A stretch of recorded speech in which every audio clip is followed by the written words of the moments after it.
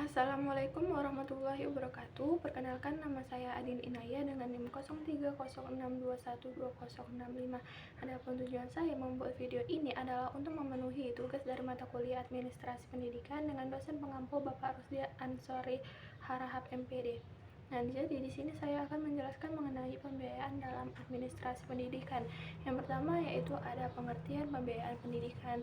Nah, pembiayaan yaitu pendanaan yang diberikan oleh suatu pihak lain untuk mendukung investasi yang telah direncanakan. Nah, baik itu dilakukan sendiri maupun dilakukan oleh lembaga.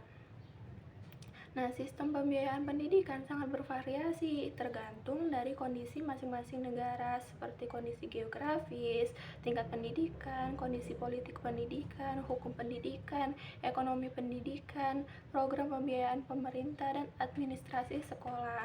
Nah, jadi dapat disimpulkan bahwa pembiayaan pendidikan adalah dana yang diberikan kepada sekolah untuk memfasilitasi setiap kegiatan proses pembelajaran di sekolah. Nah, dan untuk berbagai keperluan dalam penyelenggaraan pendidikan.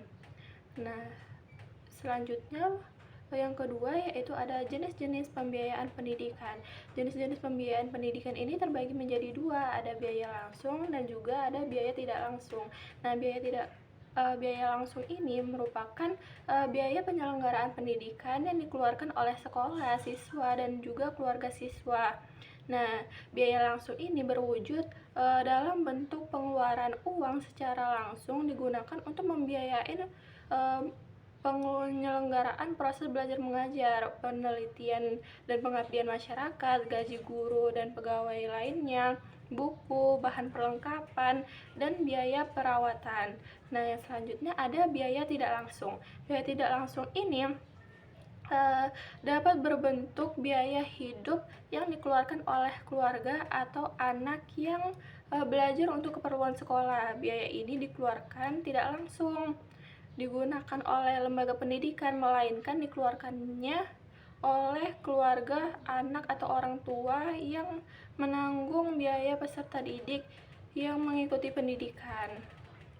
Nah, yang ketiga yaitu ada konsep pembiayaan pendidikan. Konsep pembiayaan pendidikan ini ada 6 poin. Yang pertama itu ada objek biaya, kemudian ada informasi manajemen biaya, kemudian ada keuangan, kemudian yang keempat ada anggaran, yang kelima itu ada biaya, dan yang keenam itu ada pemicu biaya. Selanjutnya poin yang keempat yaitu sumber keuangan pendidikan. Nah, adapun sumber dana keuangan dalam pembiayaan pada lembaga pendidikan itu terdiri dari 4 sumber. Yang pertama itu ada dana dari pemerintah. Nah, dana dari pemerintah ini disediakan melalui jalur anggaran rutin dalam daftar isian kegiatan atau DIK yang dialokasikan kepada semua sekolah. Nah, kemudian ada dana dari orang tua siswa. Nah, dana dari orang tua siswa ini dikenal dengan istilah iuran komite. Kemudian yang ketiga ada dana dari masyarakat. Nah, dana ini merupakan sumbangan sukarela yang tidak mengikat dari anggota-anggota masyarakat sekolah yang menaruh perhatian terhadap kegiatan pendidikan di suatu sekolah. Kemudian ada dana dari alumni. Nah, dana dari alumni ini biasanya digunakan untuk membantu meningkatkan mutu sekolah, misalnya seperti untuk membeli buku-buku, alat perlengkapan belajar, dan lain sebagainya. Kemudian poin kelima yaitu ada proses administrasi keuangan.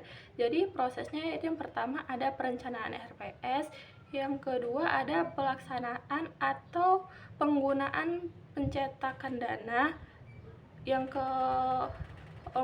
ketiga yaitu ada pelaporan dan pertanggungjawaban.